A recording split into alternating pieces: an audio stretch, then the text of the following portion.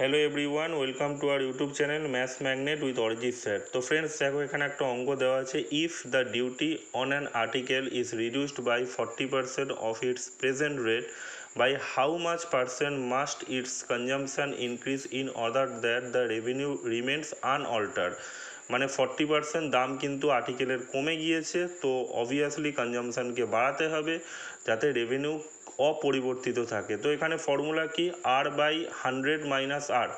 যেহেতু দেখো এখানে রিডিউস বলেছে তাই 100 মাইনাস আর করেছে। যদি বলতো যে ইনক্রিজ তাহলে এখানে প্লাস করতে হতো, তাহলে সেই ক্ষেত্রে কনজামশানকে ডিক্রিজ করতে হতো। তাহলে এখানে রিডিউস বলেছে তাই 100 মাইনাস আর করেছি নিচে ইন্টু 100। ওকে, তো আর এর জায়গায় 40 বসিয়ে দিয়েছি, তো অ্যান্সার বেরিয়ে যাবে 66 পূর্ণ 2/3%।